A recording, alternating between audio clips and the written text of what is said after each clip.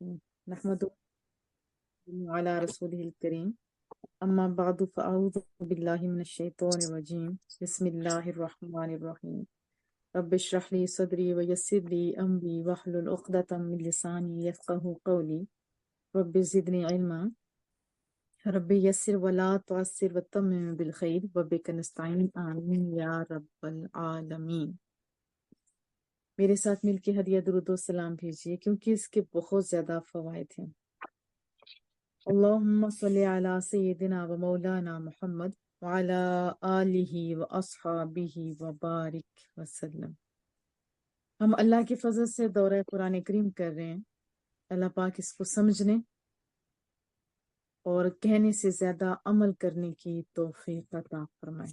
ہم نے سورۃ الفاتحہ پڑھی، اس کو تھوڑا مختصر سا کر کے بتا دیتی ہوں، ہو سکتا ہے کچھ لوگ نئے ہوں تاکہ یہ تھوڑی سی سمری مائنڈ میں آ جائے کہ ابتدا ہم کرتے ہیں کہ ساری تعریفیں اللہ کے لیے، وہ رب جو صرف اس انسان کو نہیں بلکہ تمام جہانوں کا رب ہے، سب کو پالنے والا ہے۔ اور پھر تعارف پڑھایا تھا میں نے آپ کے مالک یوم الدین، اللہ ہر دن کا مالک لیکن سب سے بڑے دن کا مالک اللہ ہے۔ اس کی وجوہات بھی میں نے آپ کو بتائی تھی۔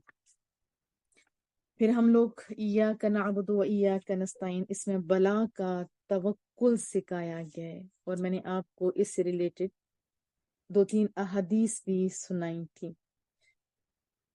مزید اسی کو دہرا لیتے ہیں پہلے، وہ زیادہ اچھا ہے کہ حضرت عبداللہ بن عباس ایک دن رسول اللہ صلی اللہ علیہ وسلم کی سواری کے جیسے پیچھے ہوتے ہیں نا، بیٹھے ہوئے تھے، تو بڑے سونے سے انداز میں جیسے میرے محبوب کا انداز تھا کہ میں تجھے کچھ سکھاؤں۔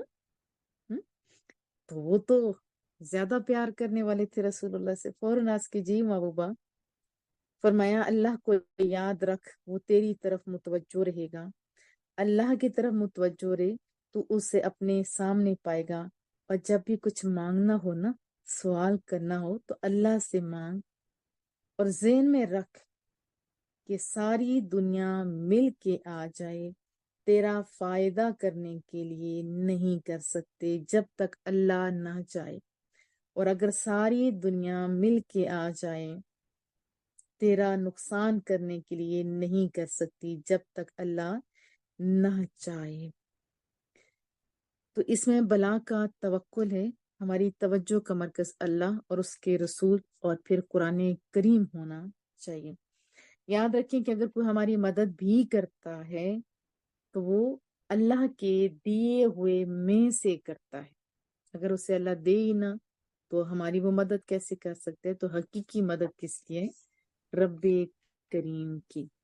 پھر انعام یافتہ لوگوں کے بارے بھی میں نے آپ کو پڑھایا تھا، جب دعا مانگتے ہیں کہ اللہ مجھ سے سیدھے راستے پہ چلا، ایسا راستہ کہ جس پر انعام یافتہ لوگ چلے اس کی طرف۔ اور پھر میں نے آپ کو بتایا تھا وہ کون سے لوگ ہیں، من النبیین والصدیقین والشہداء اور والصالحین۔ انبیاء کرام ہیں، صدیقین ہیں، شہداء ہیں، نیک بندے ہیں۔ تو خود سوچیے آپ اس میں کون کون آتے ہیں؟ صحابہ کرام، اہل بیت، اور تمام اولیاء اعظام وغیرہ، غوث قطب ابدال، وہ اولیاء اعظام ہی ہیں نا سارے، وہ اس میں آتے۔ پھر ہم نے سورۃ البقرہ پڑھی تھی، اس کی ابتدائی آیات میں ہم نے پڑھا تھا کہ یہ وہ کتاب ہے جس میں شک بھی نہیں۔ اب جتنا اس پر سوچیں گے آپ کو اس میں زیادہ لذت محسوس ہوگی۔ یا قرآن کریم کی حفاظت کا ذمہ تو اللہ نے اٹھایا ہے نا۔ اب دیکھیے کہ حفظ کیا، چاہے وہ بندہ پاکستان میں رہتا ہو، چاہے وہ بنگال میں رہتا ہو، آپ شکیلا بچے اپنے آپ کو میوٹ کیجیے، چاہے وہ انڈیا میں رہتا ہو، چاہے فرانس میں رہتا ہو، چاہے امریکہ میں رہتا ہو، جہاں بھی رہتے ہیں قرآن کریم سینوں کے اندر اتنا محفوظ ہے۔ شکیلا بچے آپ اپنے آپ کو میوٹ کیجیے، اسی طرح شمائلہ آپ بھی کریں۔ تو کہیں بھی کوئی زیر زبر اوپر نیچے کرتا ہے تو فوراً بندہ چونک اٹھتا ہے کہ یہاں تو تم نے غلطی کر دی۔ اب اتنی محفوظ کتاب، اس میں شک کیسے ہو سکتے ہیں؟ اور پھر رب کریم اس نے یہ بنائی ہے، اس کو آج کا بھی پتہ ہے، ازل کا پتہ ہے، ابد کا بھی پتہ ہے، وہ اس کے علم میں تو سب کچھ ہے۔ تو اس میں کوئی شک نہیں. تو ہماری بنیادوں میں کیا لکھا گیا کہ یقین بنیادی چیز ہے. پھر ہدایت ہے متقین کے لیے. کیا چیز؟ یہ قرآن کریم. اور متقین کون سے لوگ ہیں؟ پہلے ہم نے ان کی صفت پڑھی تھی کہ وہ غیب پر ایمان لاتے ہیں. اب غیب، اب نبی کا معنی آپ جانتے ہیں، غیب کی خبریں بتانے والے. تو جتنے اللہ کے بارے میں، فرشتوں کے بارے میں، جنت دوزخ ہمیں کس نے بتایا؟ رسول اللہ صلی اللہ علیہ وسلم نے. تو نبی پاک کی بتائی ہوئی ہر چیز کو سچا جاننا، رسول اللہ صلی اللہ علیہ وآلہ وسلم کی ارشادات کے مفید اور نفع مند ہونے پر پکا یقین، کتنی رکاوٹیں کیوں نہ ہو، بس اس پہ عمل کرنا. پھر اعتماد اور اطاعت کا یہ مقام جب بندے کو مل جاتا ہے تو کامیابی مل جاتی، جب نہیں تو پھر فائدہ نہیں ہوتا. اور دوسری سے کیا ہم سی تھی؟ وہ جو نماز قائم کرتے ہیں، یعنی تمام حقوق ظاہری باطنی جتنے بھی ہیں، جتنے ارکان ہیں، ان کو سمجھتے ہوئے خشوع اور خضوع کے ساتھ اس انداز میں 5 ٹائم نماز پڑھنا. اور رسول اللہ صلی اللہ علیہ وسلم کا فرمان آپ کو یاد ہے جو میں نے آپ کو پچھلی دفعہ سنایا تھا، کأنک تراہ، گویا تو اپنے معبود کو دیکھ رہا ہے، ورنہ کم از کم اتنا تو ہونا چاہیے فإنہ یراک، کہ تیرا رب تو تجھے دیکھ رہا ہے. پھر ذوق شوق سے نماز اصل ہوتی ہے. نماز اسی کو دین کا ستون اور مومن کی معراج کہا گیا. تو یہ نہیں کہ 2-4 نمازیں نہیں، 5 فرض ہیں تو 5 ہی ہم نے پڑھنی ہے. اور تیسری بات تھی کہ جو اللہ نے دیا اس میں سے خرچ کرتے ہیں. اور آج ابتدا ہوگی چوتھی اس آیت مبارکہ سے. اعوذ باللہ من الشیطان الرجیم، بسم اللہ الرحمن الرحیم. والذین یؤمنون بما انزل الیک، اور وہ جو ایمان لائے ہیں اس پر بھی توجہ دینا ہے. انزل الیک، محبوبہ جو آپ پر نازل کیا گیا. اور پھر بتایا کہ وما انزل من قبلک، اور جو آپ سے قبل، جو آپ سے پہلے اس پر ایمان رکھتے ہیں. کون؟ وہ جو متقین لوگ ہیں. یہ چوتھی علامت ہے. اس آیت میں اگر آپ غور کریں تو ختم نبوت کی واضح دلیل ہے. واضح ہے نا کہ جو آپ پر اور جو آپ سے قبل ہے اس پر ایمان لانا ضروری ہے. ورنہ ایسے ہو سکتا تھا جیسے آج کل بہت خرابیاں پیدا ہو رہی ہیں، وما انزل من قبلک وما ينزل من بعدک، یا جو آپ کے بعد نازل ہوگا اس پر ایمان. ایسا کچھ ہے؟ ایسا کچھ نہیں ہے. تو مین کے قبل اور آپ پر، اس کے بعد کوئی نبی نہیں. جب کوئی نبی نہیں تو کوئی کتاب بھی نہیں ہے. یہ ختم نبوت کی بہت بڑی دلیل بھی آپ کہہ سکتے ہیں. تو یہاں سے حدیث طیبہ کی اہمیت کا بھی اندازہ ہوتا ہے نا. تو جو محبوب نے آپ کو دیا وہ لے لو، اور جس سے منع کیا اس سے رک جو. عقل نہیں کہ عقل یہ کہتی ہے تو عقل وہ کہتی ہے. اب عقل والے لوگ تو کہتے تھے کہ پردہ ترقی کی راہ میں رکاوٹ ہے، ایسے ہی نا. اور یہ بیکورڈ لوگوں کا سٹائل ہے، پتہ نہیں کیا کیا کہا جاتا تھا. کرونا آیا تو مسلمان تو کجا، غیر مسلموں نے بھی خالی منہ کا نہیں کیا، پوری باڈی کا اس انداز میں کیا کہ جب دیکھا جاتا تھا ڈاکٹروں کو تو حیران ہوتی تھی میں کہ یہ اب ترقی کی راہ میں رکاوٹ نہیں. ہاں، جنہوں نے اللہ کی مان کے پردہ کیا، رسول اللہ کی مان کے پردہ کیا، وہ تو ہوئے کامیاب. جو کرونا کے ڈر سے کیا تو پھر ان کی ہلاکت ہی ہوگی، ہے نا. پھر اس کے بعد وبالآخرۃ ہم یوقنون، اور وہ آخرت پر بھی، وہ جو متقین لوگ ہیں نا، یہ ان کی بات ہو رہی ہے. آخرت پر بھی وہ یقین رکھتے ہیں، صرف منہ سے نہیں مانتے کہ ہمیں آخرت پر یقین. ایسا نہیں، ایقان ضروری ہے. ایقان کہتے ہیں علم کی وہ پختگی جس میں شک اور شبہ کا گزر تک نہ ہو، اور پکا یقین ہو. عقل، دل، ارادہ اس کے اندر ہو، اس کے خلاف کچھ سوچ ہی نہ سکتا ہو، کچھ کر ہی نہ سکتا ہو، یعنی پکا یقین. اور پھر ہمارا دیکھیں متقین لوگوں کا کیا ہے، ہمارا بھی یہی ایمان ہے آخرت پر، ہے نا آخرت پر ایمان. لیکن کیا آخرت پر ایمان والوں کے قول و فعل میں تضاد ہوتا ہے؟ بالکل نہیں ہوتا. پکا یقین ہے تو عمل بھی بتائیں نا، قول بھی بتائیں، عمل بھی بتائیں. تو یہ دعا بھی ہے کہ مولا जज़ा पर पक्का यकीन भी बख्श, और हमारे कौल और अमल की ये जो कशमकश है इसको खत्म फरमा, जिसके सबब हम दुनिया के अंदर जिल्लत का शिकार हो रहे हैं और दुनिया हमारा तमाशा देख रही है। और जिस दिन हम लोगों का कौल और फेल में तजाद खत्म हो जाएगा तो फिर हम लोग भी इसके मुस्तहिक ठहरेंगे। उलाइका अला हुदम मिर रब्बिहिम, और जिनकी 5 क्वालिटीज बताएगी, फरमाया वही लोग अल्लाह की तौफीक से, ये नहीं कि अब उनकी मेहनतों से नहीं, अपने रब की तौफीक से हदायत पर हैं। अब अपना जरा मुहासबा हम लोग कर लेते हैं कि हम लोग 5 नमाजें पढ़ते हैं तो क्या समझते हैं हम बड़े नेक हैं।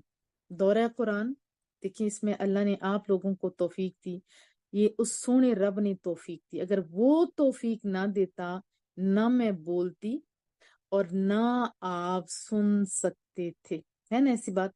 किसकी तौफीकों से? अल्लाह की तौफीकों से। अगर यही गर्दन में आ जाए सरिया तो फिर क्या मोमिनीन की ये शान? नहीं, ये मुतकब्बरीन की शान है।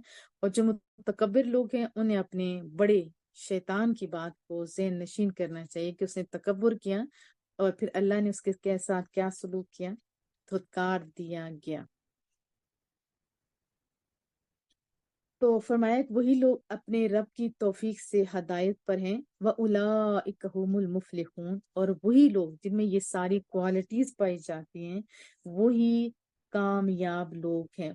यहाँ फलाह का लफ्ज आया है, किसी अधूरी या जुज़वी कामयाबी को नहीं कहते, बल्कि फलाह मुकम्मल कंप्लीट जो होती है ना कामयाबी, उसको कहा जाता है, जिसके दामन में दुनिया भी आती है, आखिरत की सारी सादतें भी आती हैं और बरकतें सारी की सारी आती हैं।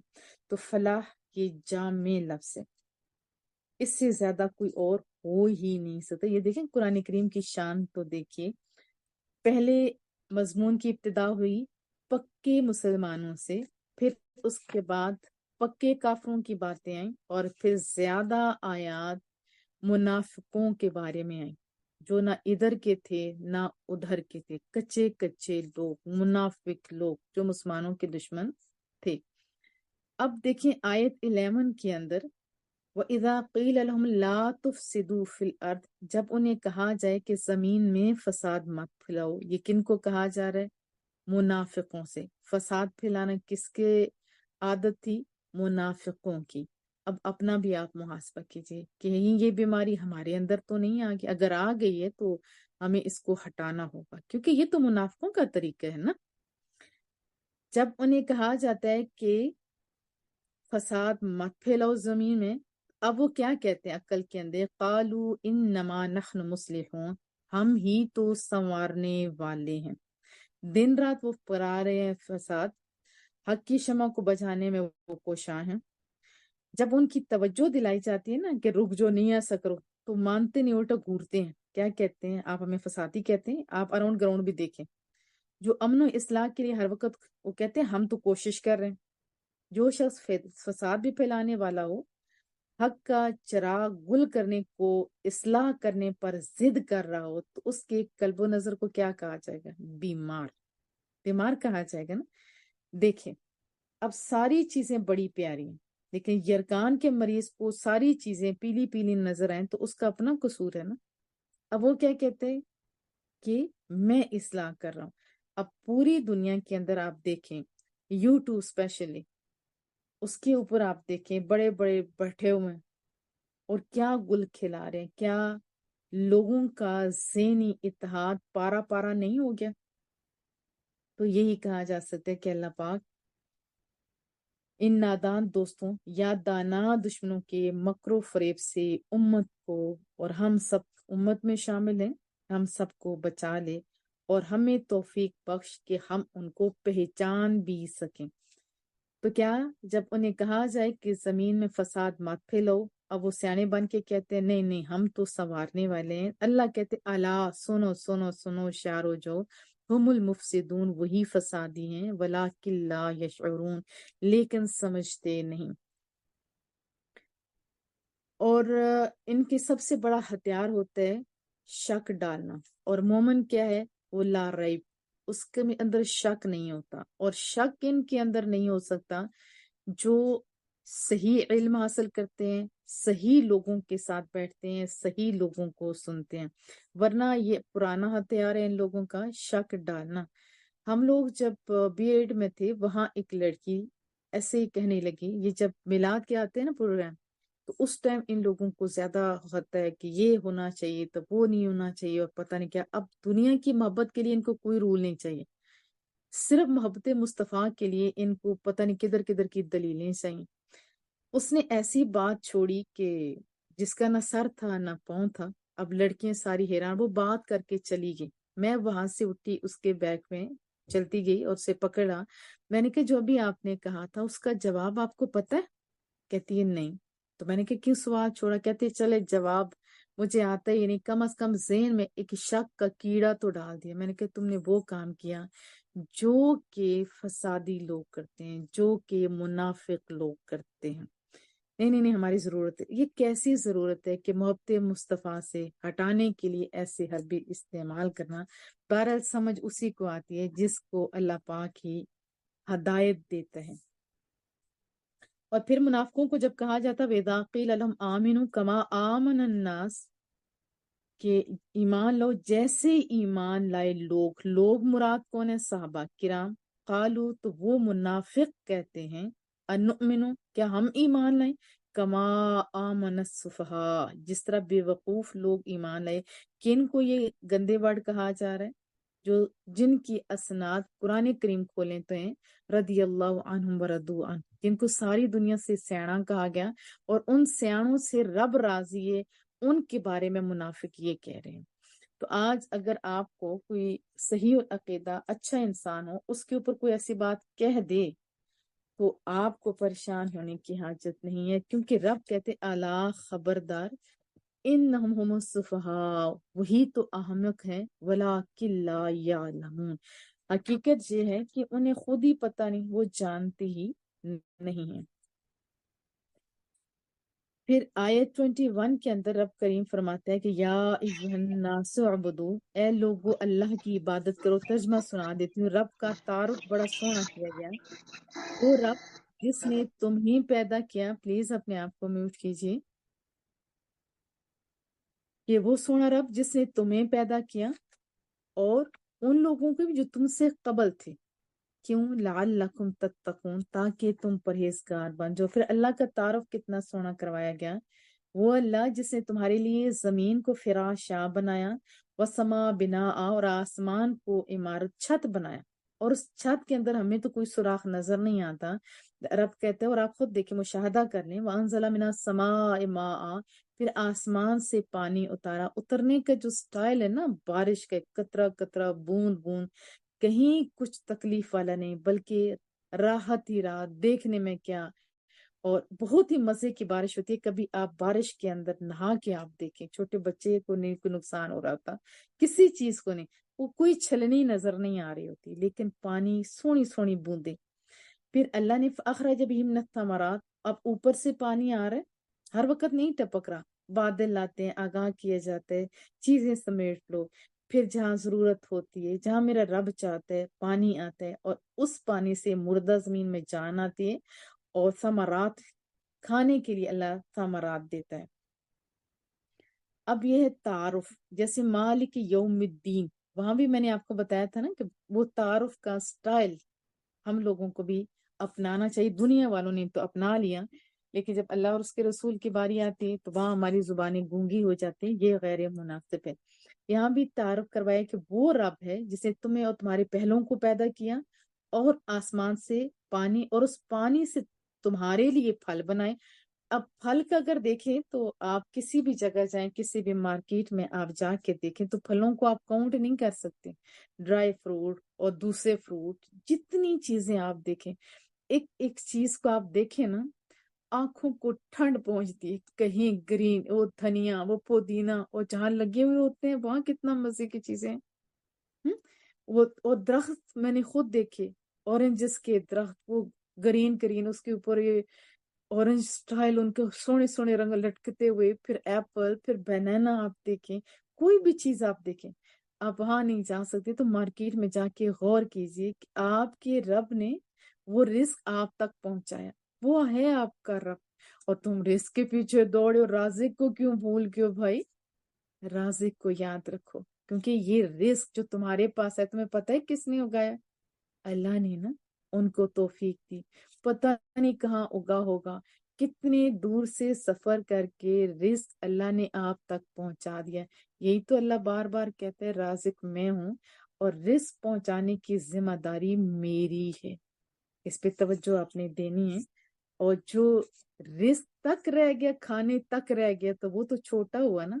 और जो राजिक की तरफ दौड़ पड़ा, फिर रिस्क उस बंदे के पीछे दौड़ेगा, क्योंकि जो मुकद्दर में है वो आपसे कोई दूर नहीं कर सकता, जो नहीं है आप उसे ले भी नहीं सकते।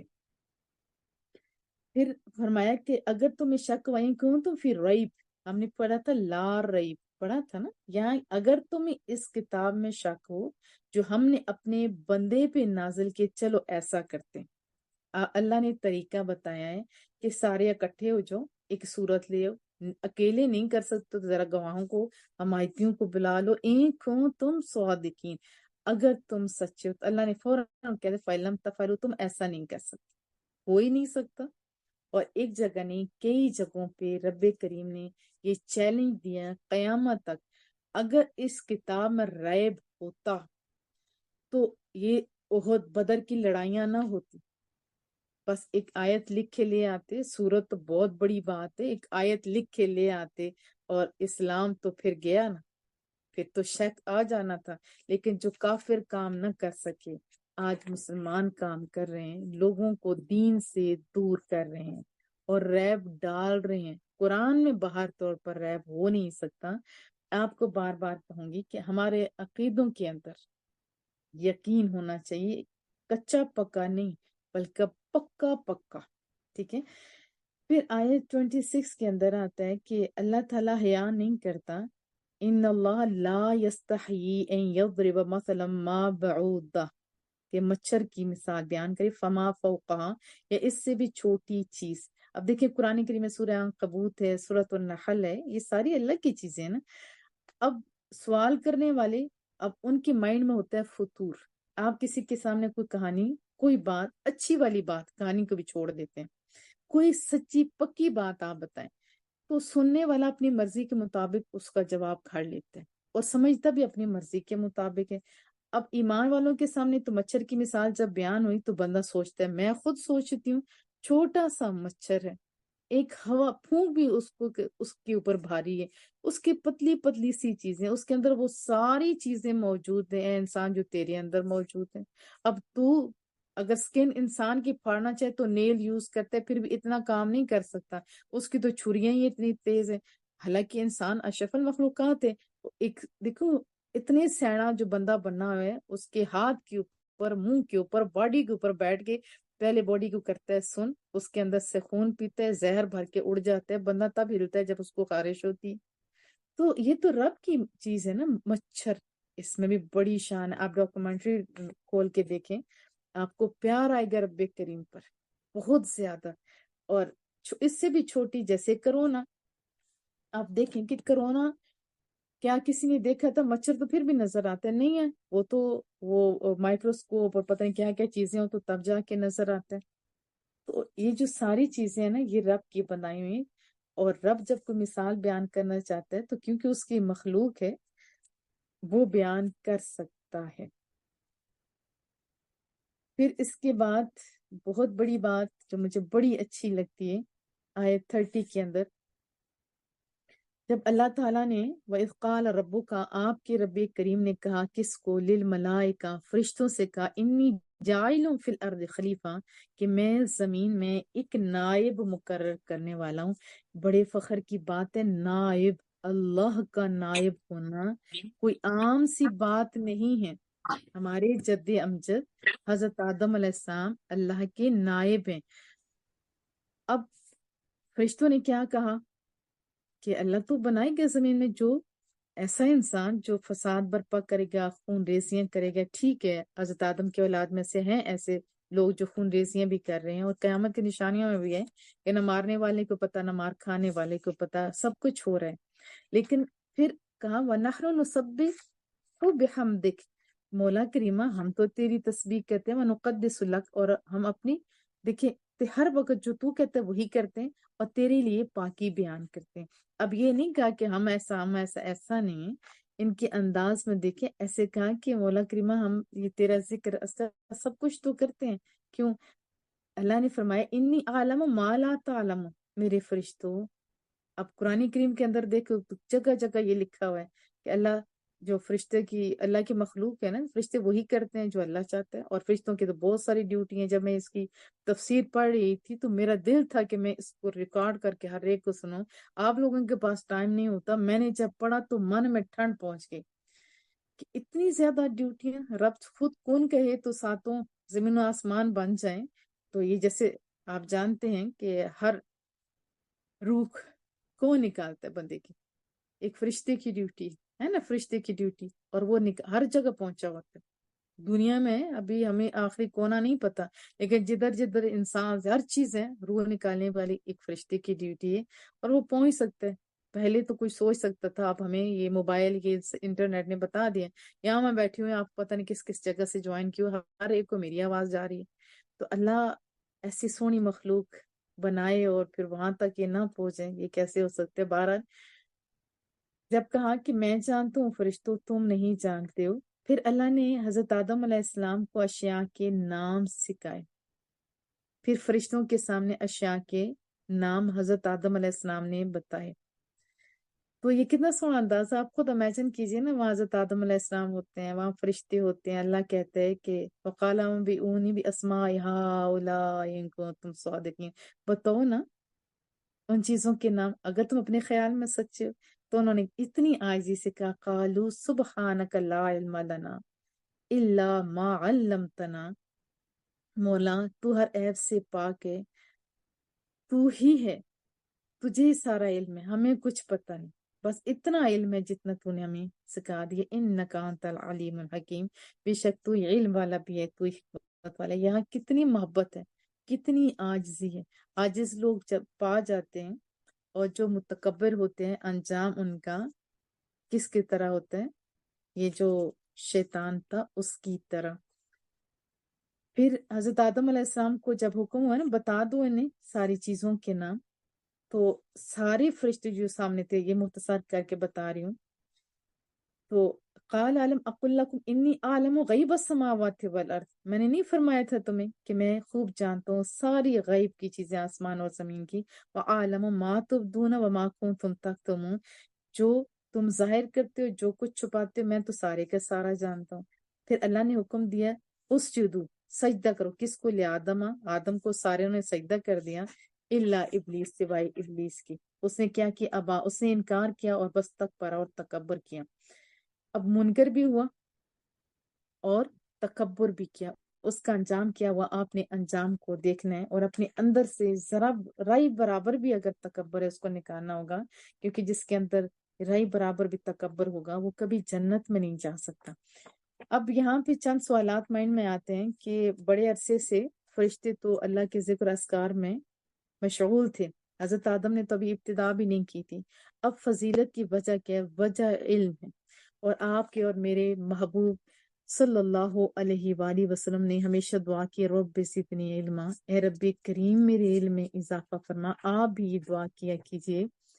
اور قرآن کریم علم والوں کی شان بیان کرتا ہے، سورہ عنکبوت کے اندر بھی آتے ہیں وما یعقلها الا العالمون، اللہ نے فرمایا ان باتوں کو عالموں کے سوا کوئی نہیں جانتا، کوئی نہیں جانتا، عالموں کے جو عالم ہیں ان کے علاوہ کوئی نہیں جانتا۔ اور مختلف اور بھی میرے پاس احادیث بھی ہیں، آیات بھی ہیں، مختصر کر کے بتا دوں۔ اللہ نے کتنے سونے انداز میں کہا هل يستوي الذين يعلمون والذين لا يعلمون، کیا جاننے والے اور نہ جاننے والے برابر ہو سکتے ہیں؟ نہیں۔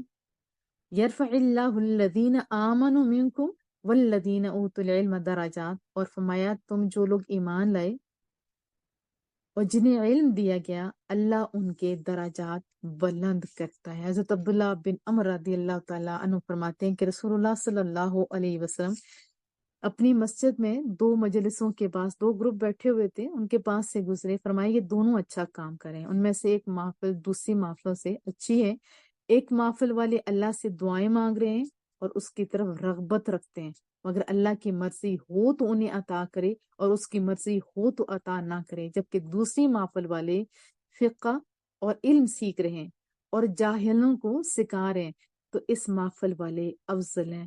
پھر فرمایا میں معلم بنا کر بھیجا گیا ہوں۔ پھر آپ علم والے وہ جو لوگ تھے نا اس محفل کے پاس بیٹھ کے جو علم سیکھ اور سکھا رہے تھے، تو یہاں سے بھی اہمیت کا پتہ چلا۔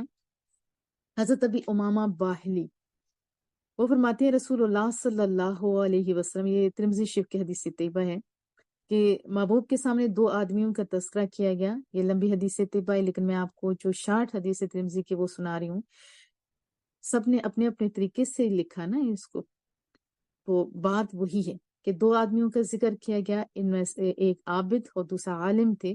رسول اللہ کا فرمان سنیں کہ عالم کی فضیلت عابد پر ایسی ہے جیسے میری فضیلت تم میں سے ایک ادنا آدمی پر۔ اب صحابہ اور رسول اللہ کے درمیان بھی ہوتا تو کتنا تفاوت تھا، نہیں، انبیاء اور رسول اللہ کے درمیان تب بھی بہت، یہاں فرمائے ایک ادنا آدمی، جیسے میری فضیلت تم میں سے ایک ادنا آدمی پر ہو۔ پھر محبوب صلی اللہ علیہ وآلہ وسلم نے فرمایا بے شک اللہ اور اس کے فرشتے اور آسمانوں والے اور زمین والے، حتیٰ کہ چونٹیاں اپنے بلوں میں، حتیٰ کہ مچھلیاں بھی لوگوں کو نیکی سکھانے والوں پر رحمت بھیجتی ہیں۔ آپ علم تو اپنے لیے حاصل کر رہے ہوتے ہیں، دیکھیں ہر چیز دعا کے لیے کہنا پڑتا ہے، لیکن علم کے لیے آپ نکلو گے تو ہر ایک چیز آپ کے لیے دعا کرے گی۔ اور حضرت کثیر بن ابن قیس، یہ بہت ساری جگہوں پہ یہ بھی حدیث طیبہ لکھی ہوئی ہے، ترمذی شریف میں ہے، ابو داود، ابن ماجہ، مسند احمد اور صحیح اس کی سند دارمی کے اندر بھی حدیث طیبہ موجود ہے کہ حضرت ابو دردہ کے پاس سے دمشق کی مسجد میں بیٹھا ہوا تھا، ان کے پاس ایک آدمی آیا، کہنے لگا اے ابو دردہ میں آپ کے پاس مدینۃ الرسول سے ایک حدیث کی خاطر آیا ہوں۔ کدھر؟ دمشق میں۔ کہاں سے آیا وہ؟ مدینہ طیبہ سے۔ تو میں نے سنا ہے آپ وہ حدیث رسول اللہ صلی اللہ علیہ وآلہ وسلم سے روایت کرتے ہیں، میں کسی اور کام سے نہیں آیا، یہ کلیئر کیا، صرف کس کے لیے؟ حدیث طیبہ کے لیے۔ ان کے دل میں محبت تھی نا۔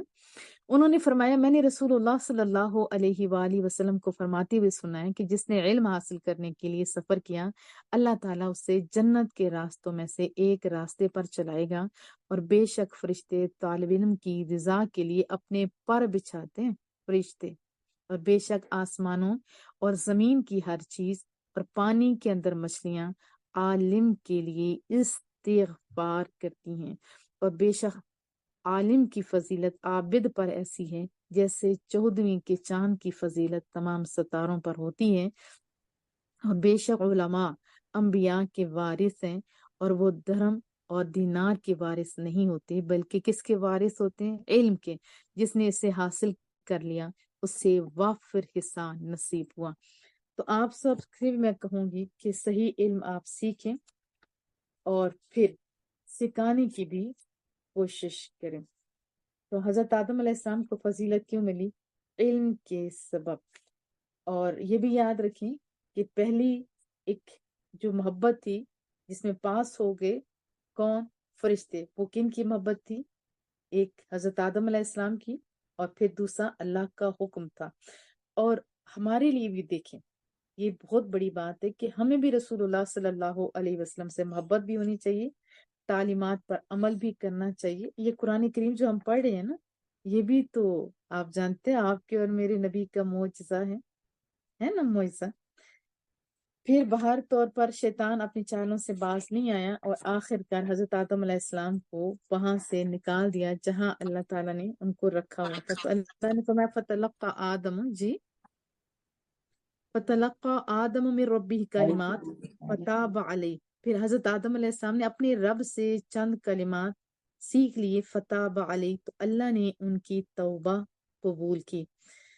ایک حدیث طیبہ میں آپ کو سنا دیتی ہوں جو حضرت شاہ عبدالعزیز نے اپنی تفسیر فتح عزیز میں لکھی، اور طبرانی نے معجم صغیر میں، اور حاکم اور ابو نعیم اور بہقی نے لکھی ہے۔ حضرت امیر المومنین عمر بن خطاب رضی اللہ تعالیٰ عنہ سے روایت ہے، رسول اللہ صلی اللہ علیہ وسلم نے فرمایا جب حضرت آدم علیہ السلام سے یہ گناہ سرزد ہوا اور اس پر عطاب الہی نازل ہوا. دنیا بننی تھی، یاد رکھیں، تو یہ سارے ذریعے بنے. ہم لوگوں کو یہ نہیں زیبا ہوتا کہ ہم لوگ خالی انبیاء کی غلطیاں گنتے پھریں، یہ مناسب نہیں ہے. یہ آپ نے ذہن نشین رکھنا ہے، کیونکہ جہاں میں رہتی ہوں وہاں انبیاء کی غلطیوں کو ہی دیکھا جاتا ہے، اپنی غلطیوں کو کوئی نہیں دیکھتا.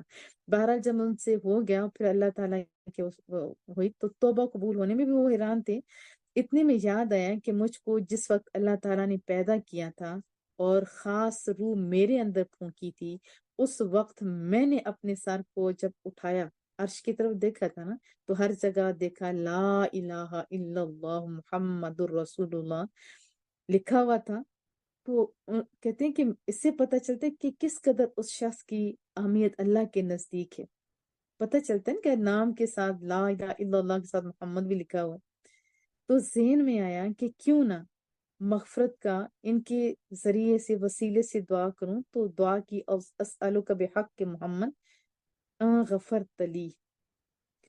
کیا کہا؟ اسألک بحق کے محمد ان غفرت لی، اے میرے مولا میں تجھ سے رسول اللہ کے صدقے سے التجا کرتا ہوں کہ تو مجھے بخش دے. تو اللہ تعالیٰ نے ان کی بخشش کی اور پھر وہی بھیجی کہ محمد کو کہاں سے جانا تو نے. اللہ کو تو پتہ تھا نا، لیکن ہم تک یہ بات پہنچنے کے لیے تو سارا ماجرا سکایا، بتایا. اور پھر اللہ نے حکم دیا کہ اے آدم سنو. یہ پیغام حضرت آدم تک پہنچا کہ آدم سنو، محمد صلی اللہ علیہ وسلم سب پیغمبروں سے پچھلے پیغمبر ہیں، یعنی لاسٹ والے ہیں. اولاد تیری میں سے ہوں گے. اگر وہ، پھر بتایا، اگر وہ نہ ہوتے تو تجھ کو پیدا نہ کرتا. ہم نے تو دیکھے، ہمارا تو ناز کرنا چاہیے کہ ہم رسول اللہ صلی اللہ علیہ وآلہ وسلم کے امتی ہیں. اور ایک اور لا الہ الا انت سبحانک انی کنت من الظالمین، یہ بھی الفاظ ملتے ہیں کہ انہوں نے یہ پڑھے تھے. اچھا، اس میں ہمارے لیے سبق کیا ہے کہ دیکھیے وہ بڑے لوگ تھے. خالی یہ حکم ہوا دانا، اور یہ ساری پچھلی آیات آپ خود پڑھ لیجیے یا تفسیر میں جو بتایا ہوا میں نے وہ سن لیجیے. ان کی اور اپنی غلطیوں کو ذرا دیکھیں. ان کو یہ حکم ہوا.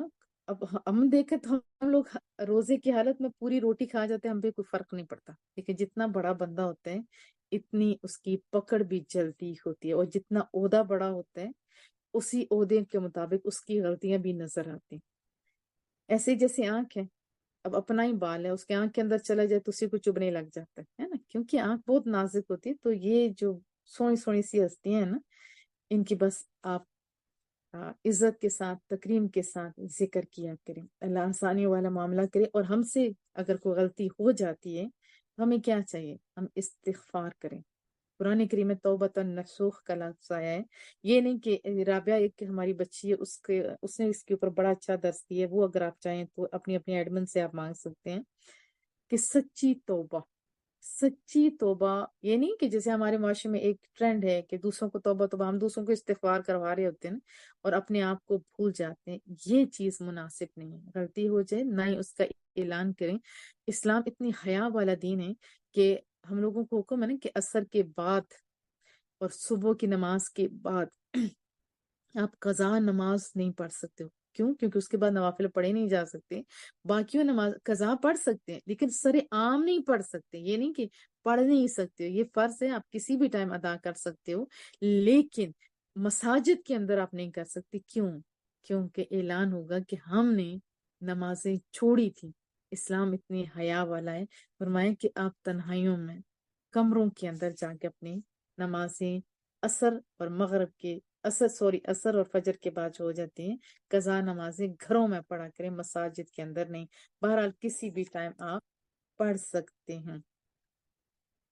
اور دوسروں کو بھی آپ نے توبہ توبہ نہیں کروانی، خود سچے دل سے توبہ کرنی. اور استغفار، ہمارے رسول اللہ صلی اللہ علیہ وسلم جو پکے بخشے بخشائے تھے وہ بھی دن میں 100 دفعہ، بعض جگہوں پہ آئے، بعض جگہوں پہ 70 دفعہ آئے. تو ہم نے اپنا محاسبہ کرنا ہے، کیونکہ قرآن ہمیں کہتے ہیں اتأمرون الناس بالبر، کیا تم لوگوں کو نیکی کا حکم دیتے ہو اور وتنسون انفسکم، اور اپنے آپ کو بھولے بیٹھے ہو، بھلا دیتے ہو. وانتم تتلون الکتاب، حالانکہ تم تو کتاب پڑھتے ہو. افلا تعقلون، اتنا نہیں سمجھتے تم.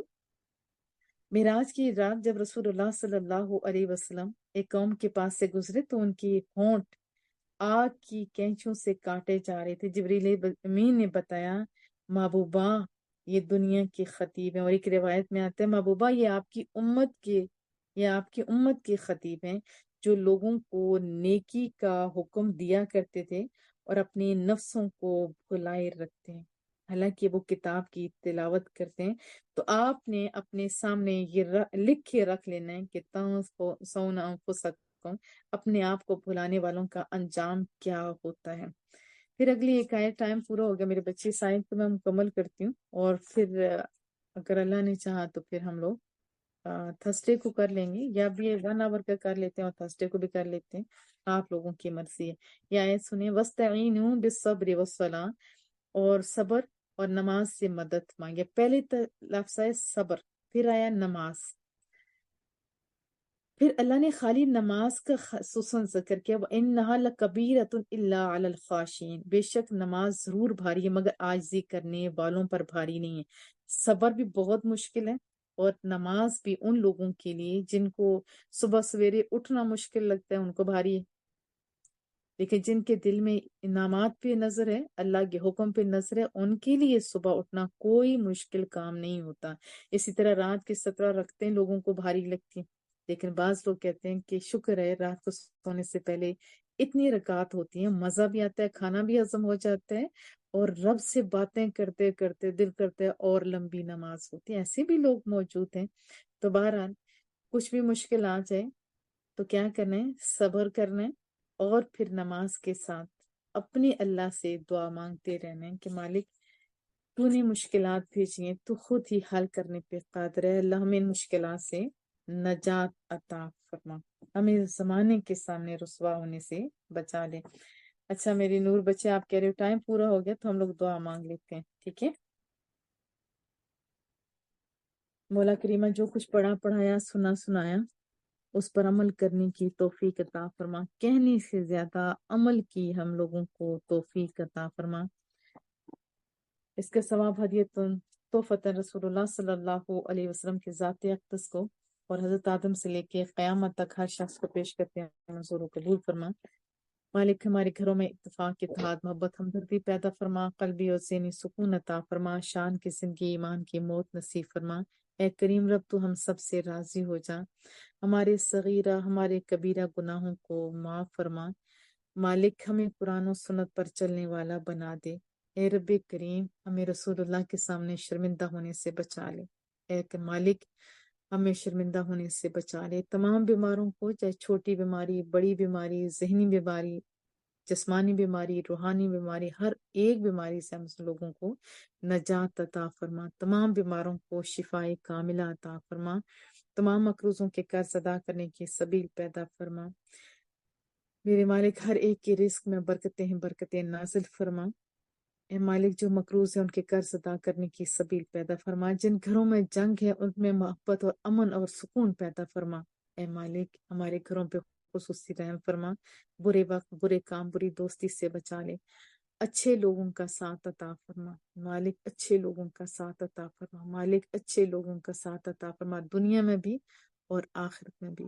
رسول اللہ صلی اللہ علیہ وآلہ وسلم سے سچی اور پکی محبت عطا فرما، محبوب کے ساری باتوں پہ عمل کرنے کی، سمجھنے کی، پھیلانے کی توفیق عطا فرما۔ مالک ہمیں سمجھ عطا فرما، مالک ہمیں سمجھ عطا فرما، تمام بھی اولادوں کو اولاد صالح، اولاد نرینہ عطا فرما، جنہیں اولادیں دی ہوئی ہیں انہیں اپنے اولادوں کی خوشیاں دیکھنا نصیب فرما، جو اپنے بچوں کے رشتے کے معاملات میں پریشان ہے اللہ ان کے لیے آسانیاں پیدا فرما، جن کی شادیاں ہو گئی، ہونے والی ہیں، سب کو مالک آبادیاں نصیب فرما، سب کو آبادیاں نصیب فرما، جو قیدوں میں مقید ہیں ان کی رہائی کے اسباب پیدا فرما، جو لگاتار سننے والے، زوم جوائن کرنے والے، لکھنے والے، لکھانے والے، فارورڈ کرنے والے، ہمارے تمام اداروں میں جو بھی ہماری جس طرح بھی مدد کرتے ہیں، جسمانی طور پر، مالی طور پر، جو بھی کر سکتے ہیں، اللہ سب کو دونوں جہانوں کی قسطوں سے مالا مال فرما، جو دونوں جہانوں کی کامیابی عطا فرما۔ اور میں نے تو اپنے طریقے سے مانگا نا مالک، ہاں سونے ربا تو تم دلوں کے حالوں سے آشنا ہے مالک، میں نے اپنے طریقے سے مانگا مالک، تو اپنے شایان شان طریقے سے ہم سب کو عطا فرما۔ مالک ہمیں دنیا کے سامنے شرمندگی سے بچائیں، رسوائیوں سے بچائیں، مالک ظالموں کے ظلم سے، شریروں کے شر سے بچائیں۔ اے کریم ایسے دوستوں سے بھی بچائیں جو صرف اور صرف کمزوریوں کی تلاش میں ہوتے ہیں۔ میرے مالک ہم پہ اپنا کرم، اپنا فضل فرما۔ مالک جو تیرے دین کا کام کر رہے ہیں، مالک ان کی عزتوں کی حفاظت فرما، مالک ان کی عزتوں کی حفاظت فرما۔ اے کریم، اے محافظ، ہم لوگوں پہ خصوصی رحم فرما۔ ہم وہ مانگتے ہیں جو رسول اللہ صلی اللہ علیہ وسلم نے مانگا، ہر اس چیز سے پناہ مانگتے ہیں جسے رسول اللہ صلی اللہ علیہ وسلم نے پناہ مانگی۔ مالک میں نے قطرہ مانگا تو دریا عطا فرما، ہم نے تھوڑا مانگا تو بے حساب عطا فرما، ہم نے اپنے طریقے سے مانگا تو اپنے شایان شان طریقے سے عطا فرما۔ مالک میرے وطن عزیز کی خیر فرما، میرے پاکستان کی خیر فرما، تمام مسلمانوں کی خیر فرما، اسپیشلی فلسطین، ان کے ایک ایک بچے اور بڑے جوان ہر ایک پر رحم فرما۔ مالک وہ مسجد اقصی ہماری ہے، مالک وہ ہماری ہے، اے اللہ اس کی حفاظت فرما۔ مالک ہم تمام مسلمانوں کو یکجا فرما۔ اے کریم ہمیں ہمت دے، ہمیں قوت دے، ہم بروں کو برا اور اچھوں کو اچھا کہہ سکے، ہمیں اپنا خوف عطا فرما، ہمیں ظالموں کے خوفوں سے نجات عطا فرما۔ وصلی اللہ تعالی علی محمد۔ سبحانک اللہم وبحمدک، نشہد ان لا الہ الا انت، نستغفرک ونتوب الیک۔ السلام علیکم ورحمۃ اللہ وبرکاتہ۔ وعلیکم السلام ورحمۃ اللہ وبرکاتہ۔